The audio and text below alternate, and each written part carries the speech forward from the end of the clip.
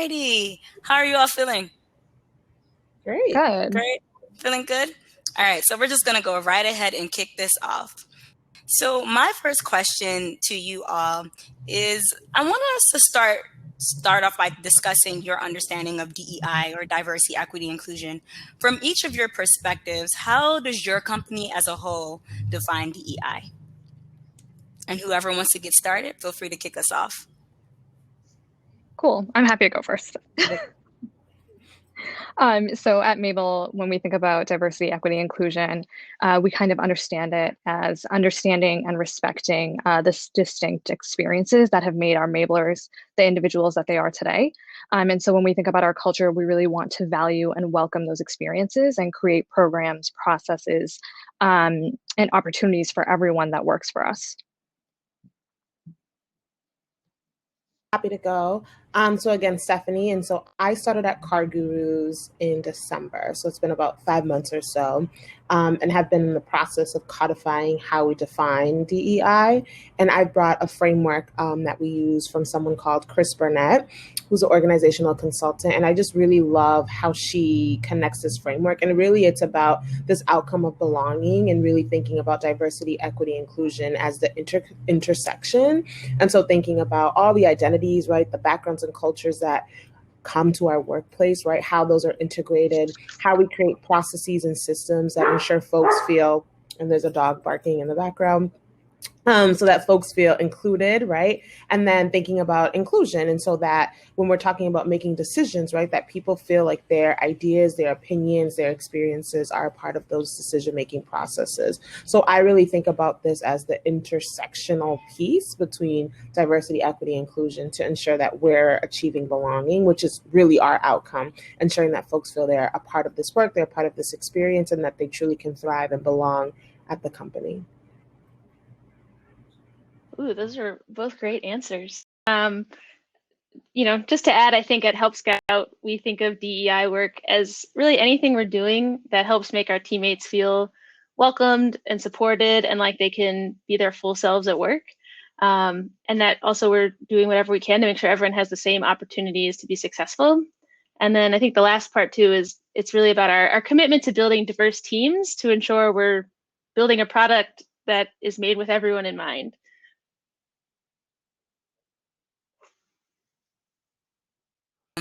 Thanks so much for sharing that. I think with all of your answers, it's making me think about what your workplace environment actually looks like, right? And so I would love for you to sort of describe your work environment and culture. What are some key things that you feel makes your workplace equitable and inclusive? Give us some examples. I'm happy to hop in first. Let's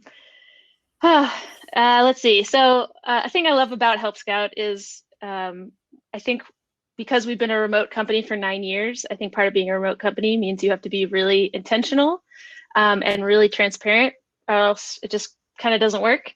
So part of that is we have just a really, extensive onboarding program for new teammates.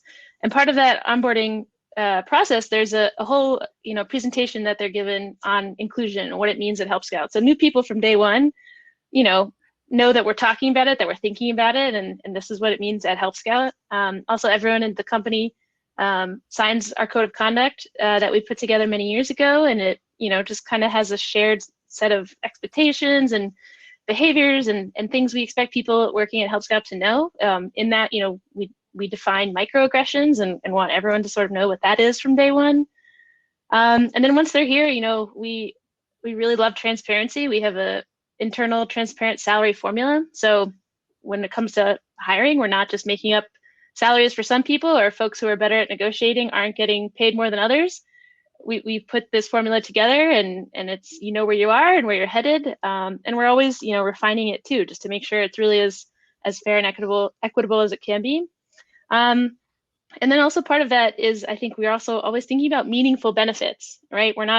We're remote, right? So we don't really care about the ping pong table and perks and of those sorts. And we want things that really matter to our teammates.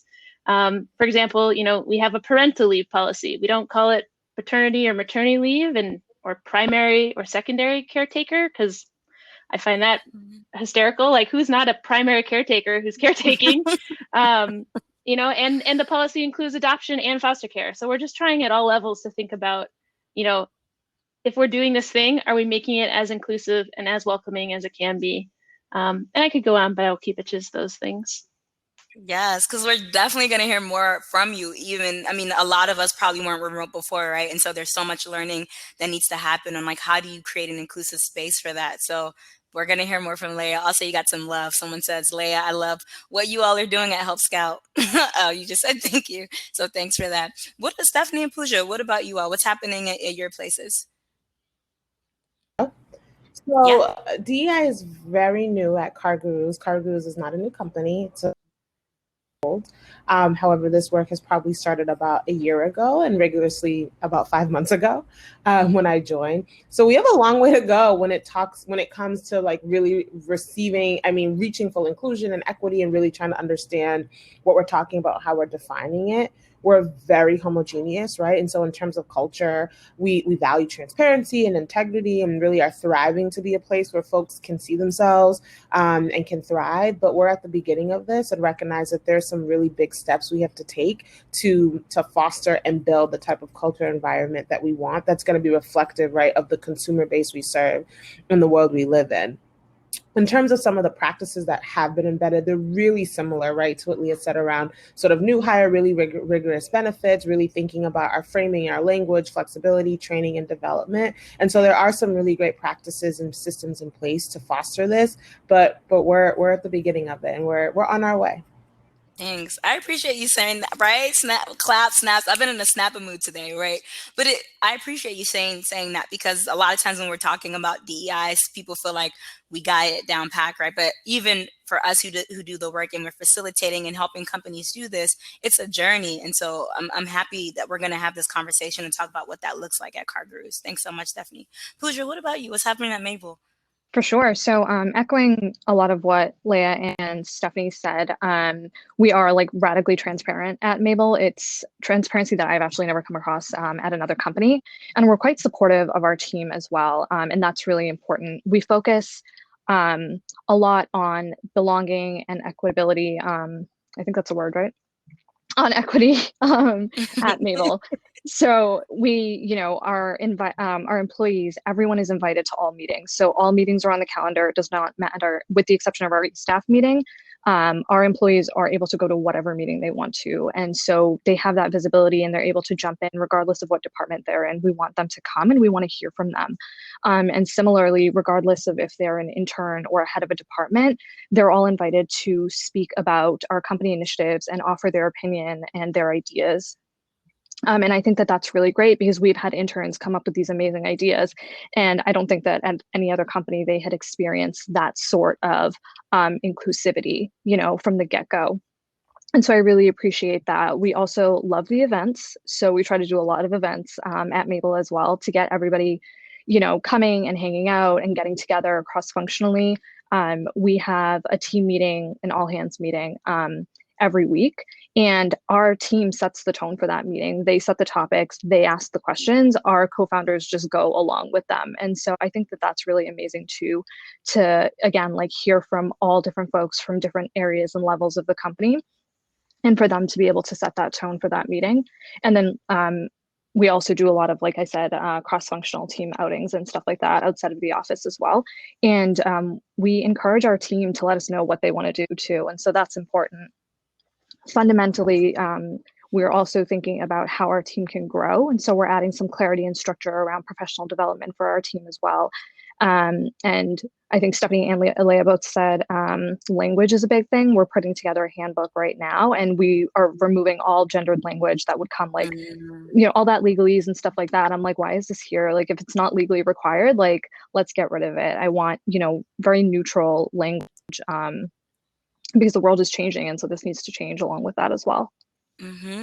Thanks so much, Pooja. I think, this conversation just started, so we're definitely going to pull out some of those pieces that you mentioned. Especially, I think a lot of times we don't even think about the hierarchy, right? We're always talking about who gets to make decision or leadership buy-in. But as you mentioned, it seems like at Mabel, everyone is included, and everyone has a word or can contribute to the conversations. So I think right now you're probably the only official person that's representing a startup. Obviously, the car gurus and Help Scout once upon a time was considered that and grown, and there's probably some startup culture that still exists. But I think for you, I'd love to hear, and I'm assuming the audience will as well, like, can you talk to us about how you all decided to incorporate a DEI framework and what that process looked like? So like you were like, okay, here's the company, but then like what was it like to be like, but in order for us to have a company that's only 3 years young, how do we make sure that DEI is integral to our company?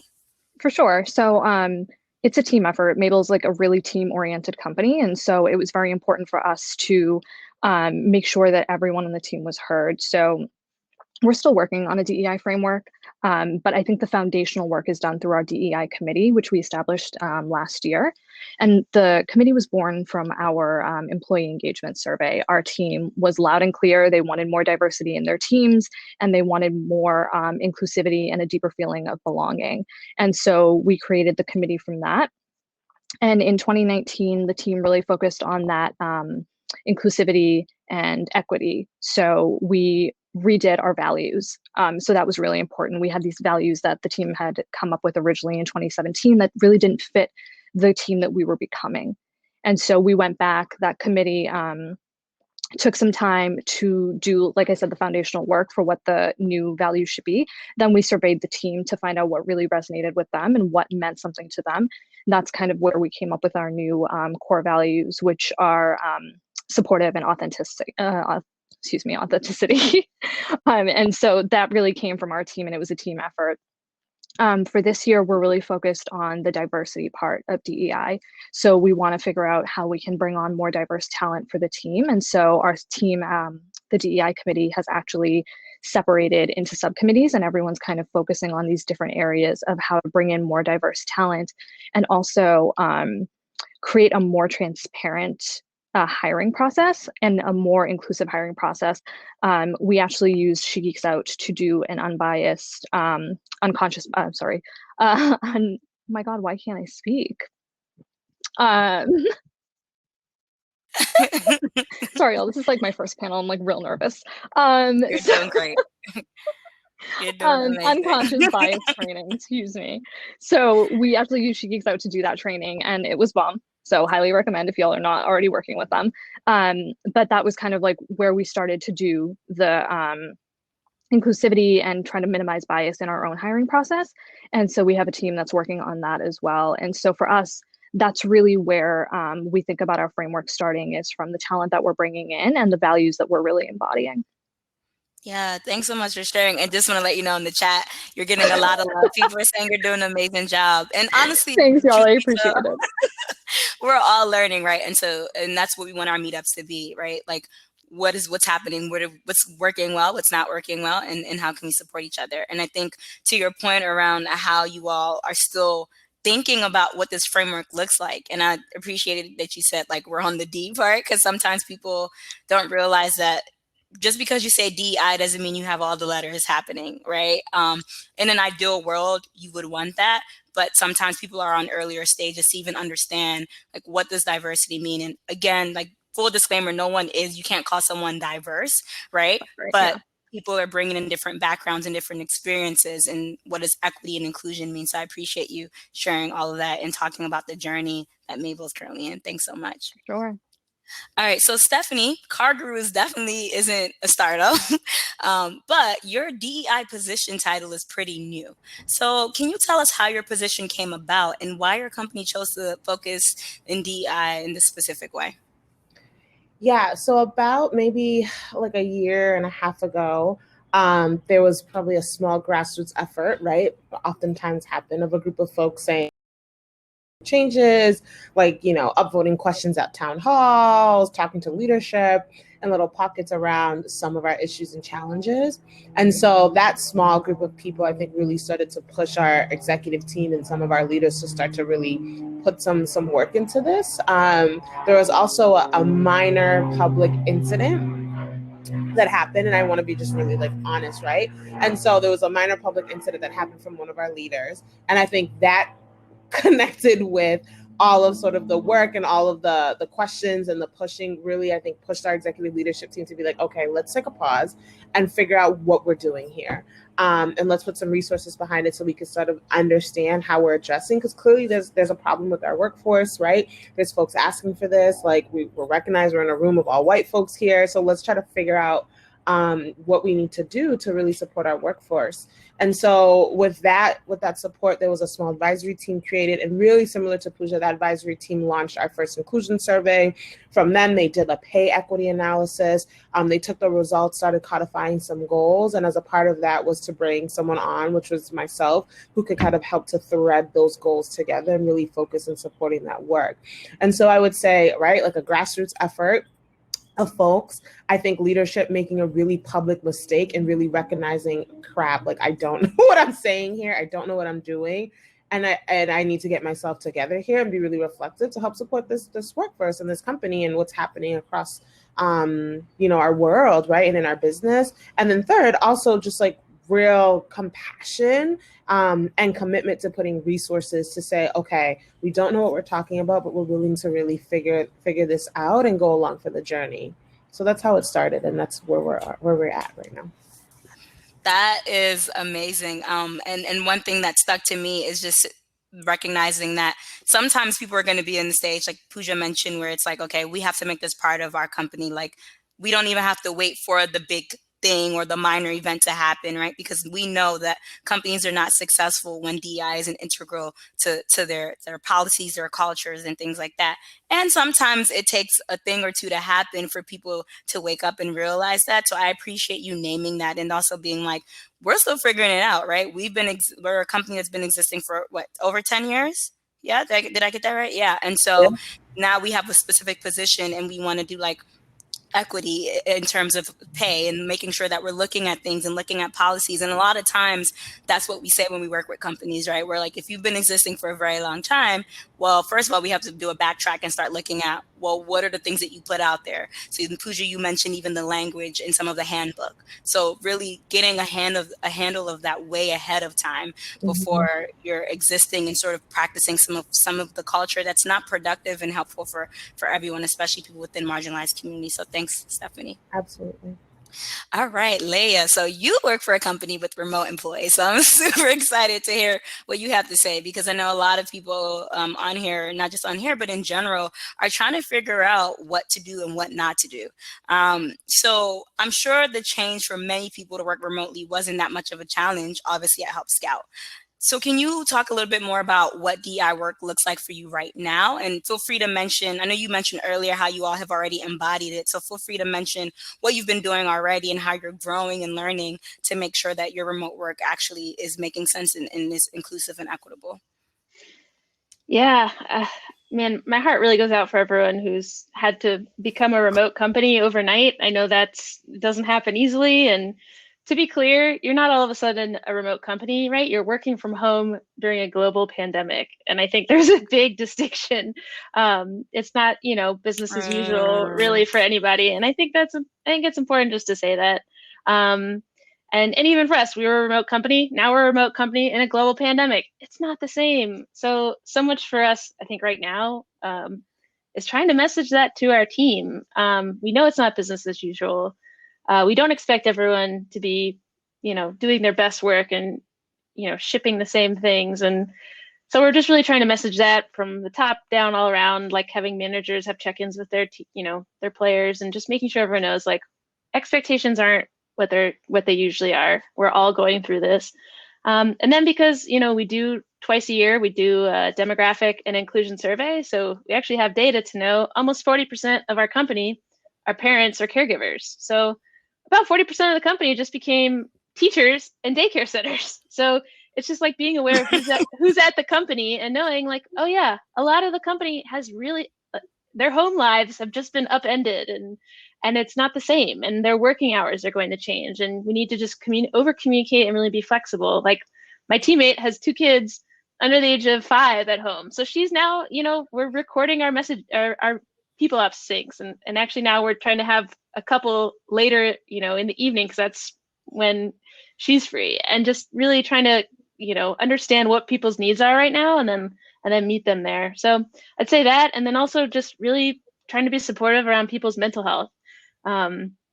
What a great time to start, if you haven't yet, experimenting with teletherapy. You don't even have to leave the house, and you can access mental health support if you need it. And we're connecting folks who've reached out on ways to find that, and destigmatizing it. I have therapy once a week. I put it as my Slack status. It's on my calendar. There's no secrets and there's no shame. And I think it just leads to this, culture of people being like, oh, all right, well, if Leia's doing it, like I could talk about it too. Like, and it just has like that waterfall effect. And especially, if you're able to start that at a company when it's smaller, that scales with your company. Like, oh yes, we are this place where therapy is not a big deal to talk about. And I think that stuff's important too. Yes, absolutely. Everything that you just said, right? Because I'm also just thinking about, right, snaps, right? Like snaps. Like 'Cause I'm also therapy.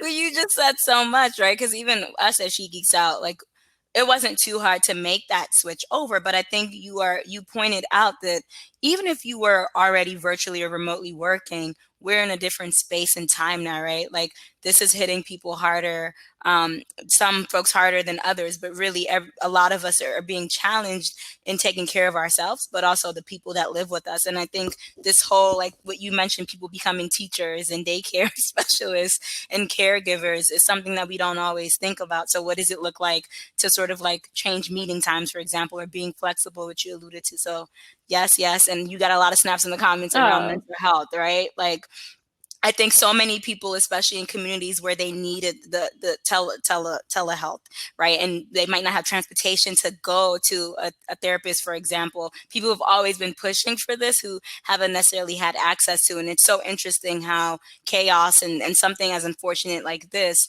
makes people start to think about, oh, equity probably is something that we should consider. So thanks for surfacing that. All right. So for each of you, and feel free to just begin to kick it off from Leia, Stephanie, and Pooja. But my question is, with our current crisis, many people are experiencing budget cuts. So this is something that someone mentioned to us when we first started doing this meetup. And they said, a lot of priorities are shifting, which means that DEI work can sometimes become like at the bottom of the list. So how are you all keeping DEI at the forefront during these times? And if you have any advice for people who are struggling and trying to figure out how do I make sure that my company keeps DEI at the forefront, what would you say to them? So yeah, feel free to kick us off, Leia, and then Stephanie, Pooja. Yeah. It's you have to tie it to essential business, right? I think if you can also say, when folks feel that they are included, they stay longer, they're more productive, they're more engaged. And, unfortunately, I don't love that you have to tie it to like business metrics, but sometimes that's what leadership needs to hear.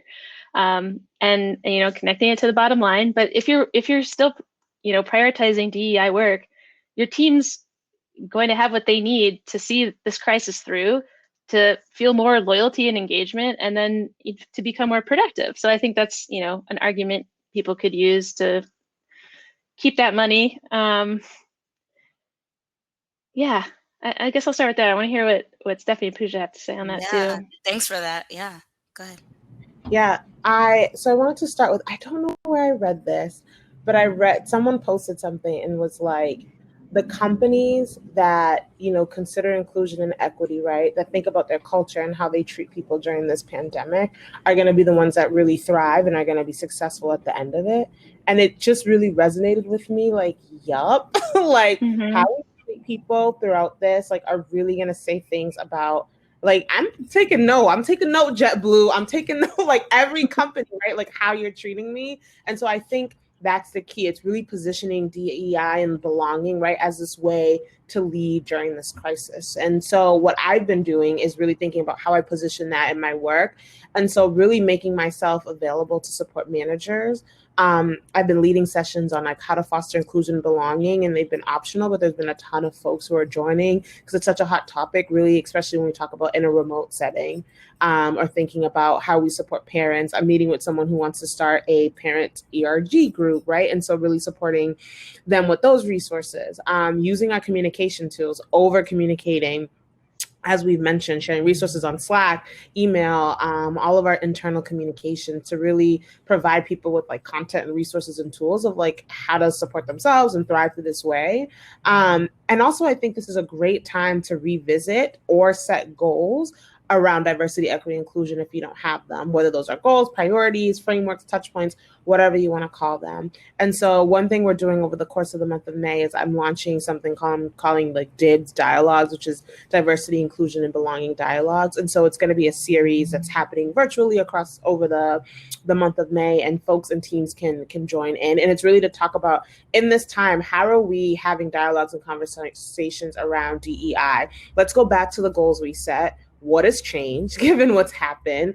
What is resonating with people? What's really challenging? And what are some actions that we can think about as ways to continue to foster this? Every single one of my executive leadership team members are co-facilitating one of these sessions. And so being really strategic about how I'm incorporating them as a part of this process, right? And so training them to lead and run these. And I think it's going to be really powerful and also a really great way to say that this is still important. And now more than ever, it's important. And so we're focusing on this and putting resources towards it. Yeah, awesome. Awesome. I have so many thoughts, but I'll keep the momentum going. Pooja, would you like to add to that? For sure. So I'm very fortunate that our co-founders are not slowing down on DEI. We just had this conversation this week and we're doubling down on our efforts. And like Stephanie said, this is a really good time to like check back on those goals and be like, what are we doing? And, figuring out what's best for us right now. We're fortunate as well that our goals for the most part are low cost or no cost. And so that's something that I would recommend thinking about. If you want to keep DEI at the forefront, think about your goals that aren't going to cost your company money. And it might be that you all pull some resources together and write a short code of conduct or figure out, how to contribute to a handbook, maybe not with like all of the legalese in it yet, but think about the goals that you can do without that cash and prioritize those and keep it at the forefront of your leadership. The DEI committee is a great way to also get buy-in because it's power in numbers, right? You have this big group of people pushing for this initiative and these initiatives and saying, no, we're going to keep, our foot on the gas and we're going to keep moving forward with this. And so that's been something that we've been talking about at Mabel. We ended up sending our folks home when Corona started to become like really, really, hot on the news. We sent our folks home like almost 2 weeks in advance before the stay-at-home order came out. For us, it was prioritizing our employees. Like it didn't matter that we would have to adjust or anything like that. It was like, please go home, take care of your families, take care of each other. And Fatima, I was telling you earlier today, I just wrapped up doing check-ins with every single employee that I have. We're a 55 person company. So I spent the last few weeks just checking in with every employee, checking on their physical health, their mental health, their productivity, and reminding them that they're so important to us and that we're here to support them. And our co-founders have been great about it too. They've been a lot more vulnerable with how this is affecting them. And that's huge. When your leaders talk about shifting their entire priorities or their entire schedules around, and it gives our team that permission to also do what they need to do in order to be successful and not worry so much about productivity. Worry about your family, worry about yourself, put yourself first. And so like I said, just super grateful for co-founders that are like about this and about our team. Yeah, for sure. Before I start saying stuff, Leia, I know you wanted to pass it because you were like, I want to hear what other folks. Did you have anything else to add to that? Because I know I see questions as well. So we got you. We're going to answer those questions. Did you want to add anything else? Let's keep it moving. I'm good. All right. Sounds good. So awesome. Going to start answering some of your questions. Just want to thank you all so much because you've given us so much to work with. And then also don't want to ignore the fact that folks want to know how you're doing, right? And so each of you have mentioned things that takes time, takes effort, takes energy. And so as easy and smoothly as it's coming out of your mouth, I also imagine that it takes a lot, right? I mean, Pooja, you mentioned you've been doing check-ins with everyone, and there's 55 people on the team. Stephanie, you talked about having these virtual conversations and series, and like making sure that leadership is part of those conversations, and then leading that. So obviously there has to be a lot of communication around that. And Leah, you talked about just the work that you've been doing remotely, right? And then what does it look like to make sure that everyone is in the space to do what they need to do, and the fact that things have changed. So originally when we first started, I mentioned, how are you? And I didn't realize that that would get the most votes. So we're going to answer these questions from most votes. But the first question is, and really quickly, how are you, right? Like, how you mentioned all the work that you're doing. How are you in the midst of what's happening? And whoever wants to, Stephanie, you look ready. I see you hitting the like mic off right now. Um, I'm managing. So I'm in Florida because we in early March, right before everything hit the fan, my family had come down to visit my mom for her birthday. Then things like hit the fan, and I had decided to stay with my daughter who's 10 months and my sister who lives in New York, because we were all like, "Don't go back to New York, sis. Like, just stay." And so I've been here. My husband had to go back because he's an essential worker and he had to work. So it's been really challenging being apart from that forefront, but really helpful to have family support, and really nice to be in the sun and the warm weather. Some days I'm just like, you know what, not doing anything, and I just don't, and I lounge and watch Netflix with my daughter. And some days it's, a walk or the pool. And like yesterday, I was just like so anxious, and I was like, my sister was like, make me a margarita. Like, I don't. Every day is just so different. And I mean, I've just been like, I think my goal has been to like feel whatever emotion is coming, as opposed to being like, I feel really anxious right now, or I feel really sad because I'm not with my husband, or I feel whatever, and just like owning that. And I find that like owning that and going through that has been like helping me, as opposed to like, okay, this is really hard, I feel anxious, but I'm just gonna like power through work. Like, that's not gonna help. Like, I feel really anxious, like I'm not doing work, I'm gonna like talk to some friends, like connect, like, have a drink if that's your thing, eat a tub of ice cream and feel okay about it. Like, I've just been allowing myself and to just like feel whatever emotion is coming. And that's just how I've been trying to maintain.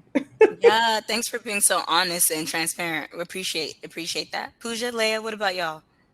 Sure. Virtual hugs. LaShawn, give me some virtual hugs, Stephanie. For me, I similarly I've been managing. I am an office person, so this was a hard transition to switch up my whole routine. I'm also very routine oriented. And so it was hard to work from home.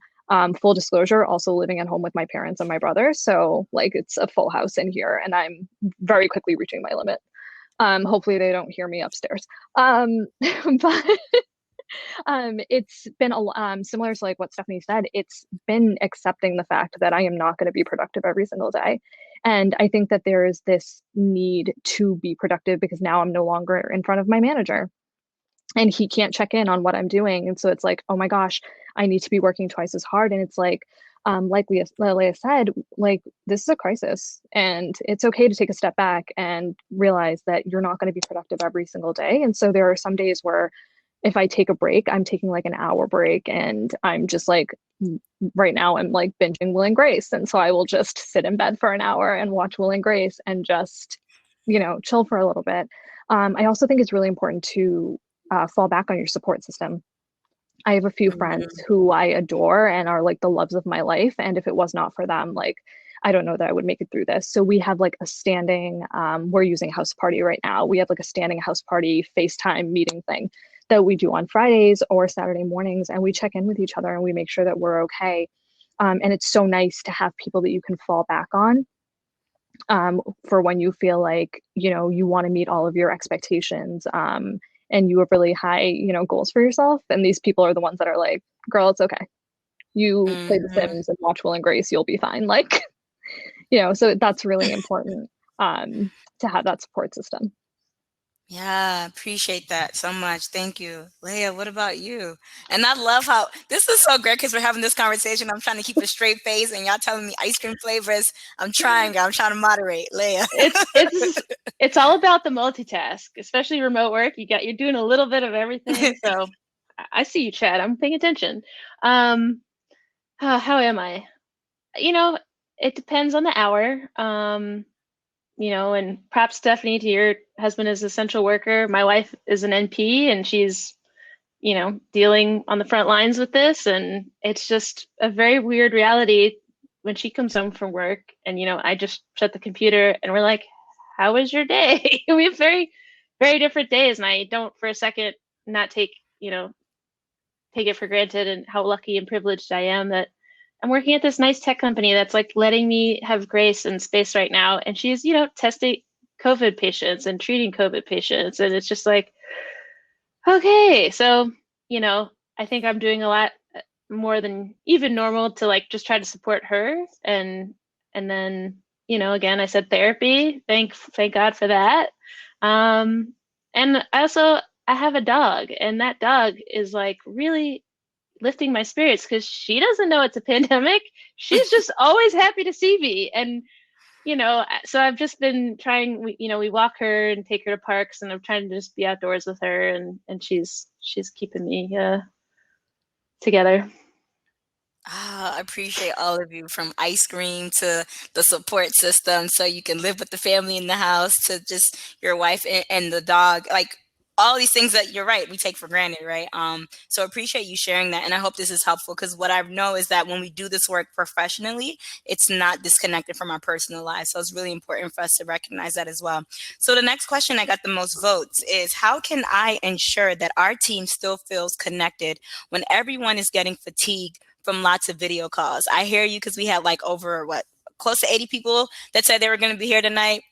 So people were like, we'll just see the recording later. But what advice do you have? And quickly, how can people ensure that their team feels connected? Yeah, I love this one. This is like a big part of what I think about and have been thinking about for 4.5 years as a remote company. Um, a plug for something called Know Your Company. It's a lovely email situation that you kind of, when the product basically hits everyone at your company in the email and it asks, different fun icebreaker questions. And then it collects all the answers. And then at the end of the week, it sends everyone an email with all the answers to that question. So it's asynchronous. There's no video screen at all. And the questions are really fun. And it's just fun to read through and see everyone's answers. And it's such a low bar way to, get to know your teammates without a lot of effort. And so like, that's something we've been doing for a long time and it's really fun.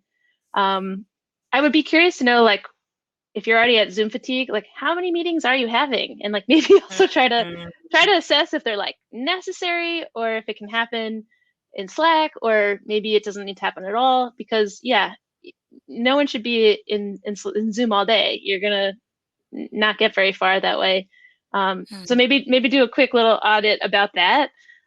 Because yeah, Zoom is also going to be the way people feel connected. So you don't want to have that Zoom fatigue, really take over, and then you don't have anything left in the tank for fun. And the last thing I'll say is we're experimenting tomorrow. We're going to have Help Scout trivia, and another plug for an app called Kahoot with a K. I put together a trivia game that's full of like Help Scout trivia, and everyone can download this app on their phone. And so they come to the Zoom, and then I screen share and it does it all for you. It keeps score. It looks really fun. There's really corny music, but everyone in the company who comes enters like a code, and then they have it on their phone, and then they answer. And so we're going to have like a trivia night. And it's going to be, I hope, pretty fun.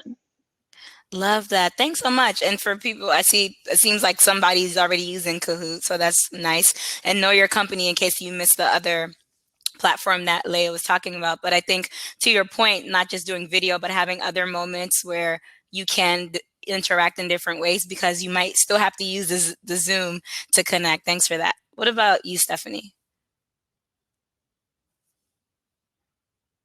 Come back to me just because I feel like I'm not sure. So let me discuss this a little more. Yeah, for sure. Pooja? This is a topic that I love. I love engagement. Really passionate about keeping the team feeling connected. So I do this on like an almost weekly basis with my team. So right now we're actually planning on sending everyone something. I'm still trying to figure out what that is. But just sending them like a little treat from the company, being like, we know this is hard. Our stay-at-home order was just extended. We know y'all are ready to go back to work. But here's like something to, just let you know that we're thinking about you. It's, during this trying time. Additionally, lots of events. We established pretty early on when we did our remote work guidelines that people needed to reassess meetings. Like if it could be sent in an email, please send an email. Do not have folks, running to Google Hangouts, running to Zoom to have these meetings. So thank not feeling Zoom fatigue yet. So we do a lot of virtual like get-togethers. I do a tea time that we were hosting in the office before we went remotely. I still host that tea time on Wednesdays at 2, but now we play a game. So today, one of our other employees actually volunteered to host Fibbage for the team. And so I got to eat lunch. They hosted Fibbage. I got to watch them. That was pretty sweet. We also use Scribble.io, which is pretty popular to do like Pictionary online. So we do that as well. And we do theme days. So tomorrow is pajama day. Did have to throw in that the pajamas should be appropriate. But tomorrow's pajama day. Last week for our team meeting, we introduced our pets. So that was really awesome. It was like people love seeing each other's pets.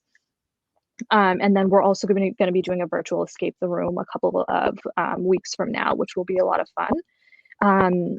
Additionally, we did a Spotify collaborative playlist, which I cannot say enough good things about. So that was a great way to keep the team together. This team, I mean, who doesn't love music? But this team in particularly really digs music. We have speakers in our office that anyone can control through Sonos, which is amazing. So I put together this collaborative playlist for the team to contribute music to. And it's so fun to see what people listen to, because it's a great way to also get to know them, like their personalities a little bit. So I'm always thinking about ways it generally is through video, but we're always thinking about ways to keep the team engaged and keep them connected. Awesome, for sure. All right. Thanks so much for sharing. Stephanie, if something comes up, let us know. But if not, we can keep on going. No, I can share. And so because I think what was challenging, what I was reflecting on in that question is that it was particularly like not thinking about not on Zoom or a virtual space. So everything I could think about was like happy hour and all these events. I was like, what about people who are like tired of going on Zoom? But so one thing I can offer is like and I think it's like individual, but like everyone has in our company access to Headspace, like a free membership, right? So they have a way to think about that. I also was on another platform or conversation, and they talked about their CEO has like recharge days. And so they're just like these days where like everything is shut down, no one's working, and it's to just go do something for yourself, whatever that is, like you're cooking, you're home, you're whatever. And so I really love the thought of like having these recharge days and really setting the tone for really like taking time away. And then in addition to that, we just use Slack. We also have a campaign right now around remote stories. So really asking people to share what are their stories, like where do you work? What do you do for work? Like what are some of your challenges and some fun things? And we've been sharing that on our internal communications platform. And then I think one thing that I probably need to start doing is being more strategic with my calendar of blocking off like, this is where I'm starting, this is where I'm working, this is what I'm working out, right? So that you're not sort of melding work, day, home, because it's all melding right now. And so I think that's a note for myself, but a resource too. Perfect. Yeah, I think someone in the chat earlier put calendar cleanse, so can feel that. Alrighty, recognizing time here on the East Coast, it is 6:25, and our goal is to also provide time for you to network. So I want to get some of these questions. So panelists, feel free some of you can answer some of these questions, but everyone does not need to answer the question, just so that we also have time at the end for folks to network. And also want to be respectful of your time. I want to keep you here all night. So one of the other questions is, what are your thoughts on altering salary by geographic location? For example, people get paid less if they live in small towns versus large coastal cities. Is that fair? Anybody? Go ahead. Like, I will go first. Hot take. I think that's unfair. I know companies do it. We don't do that at Help Scout. I think if two people are doing the exact same job, they should get paid the same. It doesn't matter if they're living in Idaho or New York City. Yeah, it's different cost of living. I get that, but we don't know why someone has to live in New York City versus Idaho. And it gets into just people's personal lives that I don't think is our business. So if we have a role, you get this is the salary for it. It doesn't matter where you live. So I don't like when companies do that. Appreciate your answer. Pooja, Stephanie, would you add anything else to that? Nope, I just co-sign. Co-signed. All right. Awesome. Next question. D&I can be hard enough to support when everyone else is normal. How can we convince leadership to keep on supporting this type of work when many of us are in survival mode?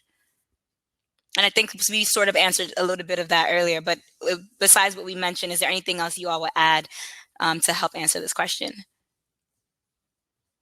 I would just say it's really important to try to keep leadership engaged as much as possible in sort of the back end work, because they're actually trying to just like make sure the business doesn't like plummet, right? And like being honest, right? So we get the balance of like there's so many competing priorities. So I think it's like communicating with them and being, what I've learned is being really specific in my ask, like this is what I need from you by XYZ, when, and like providing as much detail and communication and distinctiveness as possible. And when I've done that, it's been like, great, I can do that. Here is this, there is that, and providing that rationale. So that's just kind of what I've found is really kind of managing up to my executive leadership team and being really thoughtful about my ask of them, knowing that there's a lot of different priorities. Yeah. Yeah, and I think you mentioned something earlier. You said you read somewhere where the way we decide to treat our employees currently is going to impact us in the longer run, right? And so whatever decisions we make now, even if it seems like we have to make them now, if we don't use the equitable lens, it'll bite us, sooner than later. And so that's another framework, not the best, but a way to think about why this work is important. Leah and Pooja, would you add anything else to what Stephanie said? All righty, we were kicking these questions. All right, what is the academic and professional background to be the DEI person at an organization? So I think one of you all has a specific DEI role, but what I know, Stephanie, like, would you want to answer that? Do you feel like someone needs to have a certain background or academic? I don't think so, because I don't, but I know that there's like a ton of practitioner there's like this work has like, it's blown up in the past few years. So there are a ton of like practitioner programs and certificates. Cornell has a really high regarded one. So does Bentley. But my background, I started in the education sector. I have a marketing degree and like a master's in education leadership. And then somehow just like landed into this work by doing a lot of, I think, my own sort of self-teaching and learning and connecting. And so I don't feel like you need to have like a master's in diversity, equity, and inclusion. Yeah, that's all I've got. Yeah, I appreciate that. Pooja, Leah? Sure. I also don't have a background or degree in it. For me, it's been a lot of just pushing it and just being like, this work is important. This is why it's important. My co-founders are very data driven. And so a lot of it, I am not analytical. So a lot of it has been like researching, but bringing them the right type of data and then just pushing and being like, nope, this is why this is important. And I also think that story helps with it on my end. Being able to give them a story of why this work is important so that they can understand, they can empathize with it, and then they can be like, yep, we see it, we see where you're going with this, and we definitely want to back this up. Just push it. Yeah, for sure. We're actually thinking about doing a webinar on like, you don't need a D&I title to be inclusive. So look out for that. It'll be a webinar, but even to the point that you all are making, a lot of times it's more about the personal work that you have to do, right? Like where your areas of privilege are, where they're not, right? How do you show up in space? How do you give space to other? Because that will allow you to do the work in a way that's effective. Alrighty. So outside of DEI in your companies, how is DEI being considered in the creation and coding of your technical products? Who wants to grab that? I love that question. I don't know if you don't mind, I'll start just because I recently learned our engineering team has an accessibility committee that they created because there's just a lot of engineers who have interest in accessibility. So it's sort of started more grassroots, and I love that and want to see how that's going and see if they need any support there. But I think it's leading to, at some point, soon we'll hire a full-time role that's thinking about accessibility in our product, which I would be really excited about, because just, yeah, there's so much there to think about. The user is and what their experience is with your product, and just things you don't think about unless you are really being intentional about this. So I'm excited to see where that work goes for us. Yeah, thank you. Pooja and Stephanie, would you add anything to that? So one thing is like I do have a diversity, inclusion, belonging advisory committee, and one thing that we just started is like these strategy sessions. And so I put together a framework for how to connect with us on using us to help you think about how you bring a DEI lens to your work, to your technical products, to coding, to consumer insights. So we've done that on the marketing team so far. We do have we're doing that with the legal team. We do have some engineers. So I mean, I don't have that to share yet, but I'm really excited about that. And so I think offering that resource and really helping folks to think about in all assets of the company, we can provide this, we can think with this lens. And so excited and follow up once we've done that and see how that goes. Love it. Love it. All righty. Pooja, were you about to say something? No, just snaps for No. Stephanie. That's amazing. I love to hear that. Awesome. Yeah, for sure. Question: what are some strategies you have taken to get buy-in from staff? You all are like, some shall not be I'm named. like, that's another 30-minute workshop. For sure. I mean, go ahead, Stephanie. Yeah, I mean, I think it's like one, including people in the design process. And so, we're thinking about having this workshop, or I'm thinking about starting this strategy or this team or XY initiative. And so really trying to gain people in from the beginning to become a part of that design process. And I just found that for me, that is a really helpful strategy in helping folks to feel a part of it. And so they're like, oh, you're asking me like my opinion and you're engaging me. And so therefore we've become like strategically, we've become partners on this. So that's just one way. I always think about like my design stage and how it can be really equitable and like what are the voices I don't have missing, and really getting some of the naysayers and some of the people who are a little bit resistant to buy in from that way. Because then we're co-creating together. For sure. Awesome. Thank you for that. All right. So what I want to do now, we have like two more questions. So Stephanie, one of them is specific for you. So feel free to noodle on that since you just answered that. But the question for you is, what have been some of the topics you've hosted discussions about? And then for Leia and Pooja, just to knock this out, feel free to think about your walk-up song. But if there's any challenges you want to mention that you face launching DI initiatives at your company, either currently right now as it relates to COVID-19 or in general, what are some of those challenges? Certainly there were challenges in the early days. It was like 25 of us, and almost now 5 years ago, and nothing was formalized. Things weren't happening yet. And I was just really lucky to join. At 25 people, we had 3 people ops people, which is, I think, still pretty unheard of, but how it should be. But I was lucky that both of my teammates, we were all, really passionate about social justice and, anti-racism and so, other things. And so because we cared so much, we were like, yeah, this is just going to be a thing we're going to make part of Help Scout, and let's see how to make that happen. And so we started early, and I think a big challenge was, getting folks on the journey with you, sort of similar to the getting buy-in, and the strategy there was just a lot of educating and a lot of emotional labor, unfortunately. And I just, at least for me, it was like, well, there's a lot of areas in my life where I have a ton of privilege, and some areas in my life where I have less privilege. And as a result of that, I am going to take on this emotional labor to do this work because I can. And it was just lots and lots of conversations with our CEO, getting him, to where he is today, where I feel completely,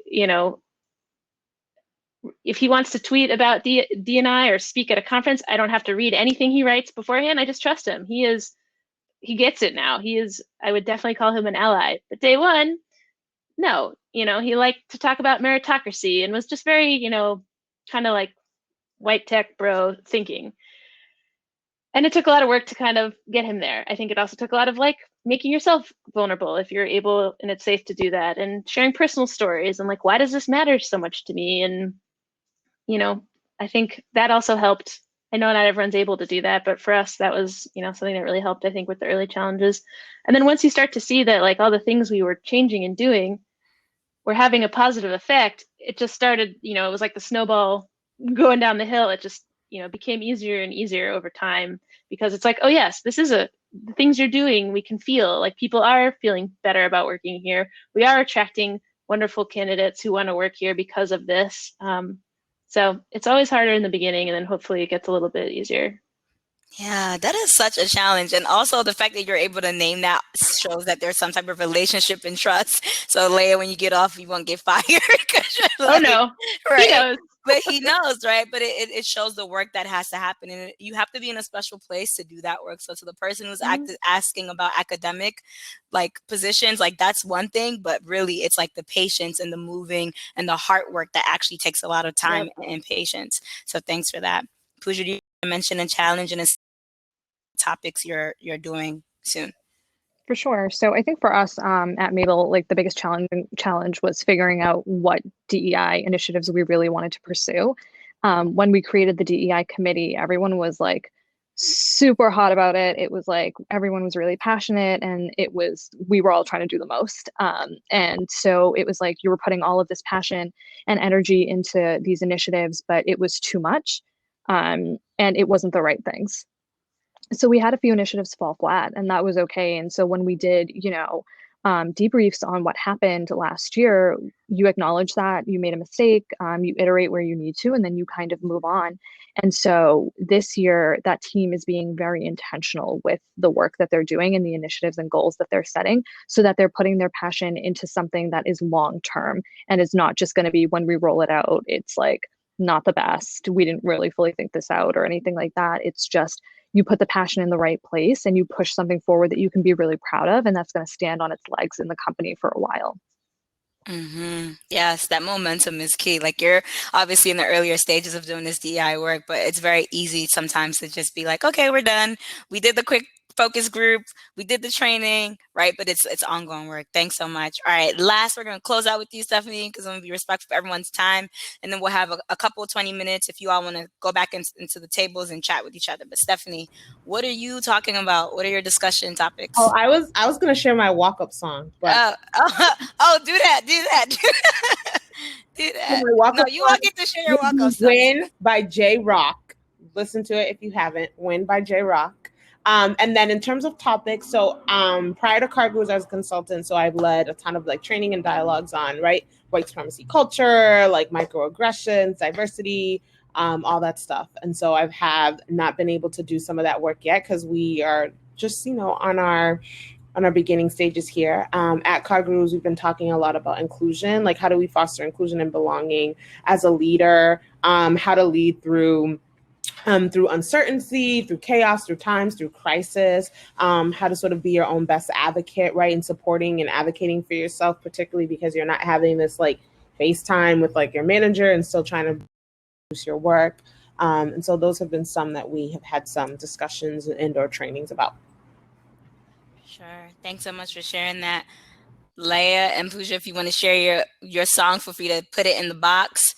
You all are amazing. I can't thank you enough for your time, your insight, your patience, and just making this work and sharing so much knowledge. And to everyone who participated and stayed throughout the time, thank you for your questions and thank you for your comments in the box. Feel free as well, not just us, but if you are still on, you're a participant, share your song. Like, what is the song? Think about that song, and maybe for your next team meeting, you open the group chat with that, right? And you enter with that song. But again, thank you all so much. We'll send out a follow-up email with the feedback. Let us know how the system worked for you. Feel free to praise all the speakers. I'll send all those comments to them. And then we'll also share with you where to find Leia, Stephanie, and Pooja on the socials if they want to connect. Is that fine with you all? I didn't ask. You're like, awesome. Any last words before we peace out and go back to the tables and couches? Thanks so much. I love it. Thanks for coming. Thank you so much. Take care of yourself. Be kind to yourself. Everyone, thank you. I'm going to stick around until about 7 p.m. on Eastern Standard Time. So if you have any questions, follow-up questions for me, I'm here. Speakers, are you all going to stay or you're peacing out? Probably for like a few minutes. Yeah, probably for a few minutes. I'm hungry. Oh, look at that. They love y'all. Okay, they'll be at the guest speakers lounge on the left side of your screen. All right, I'll see you soon, and thank you for joining us.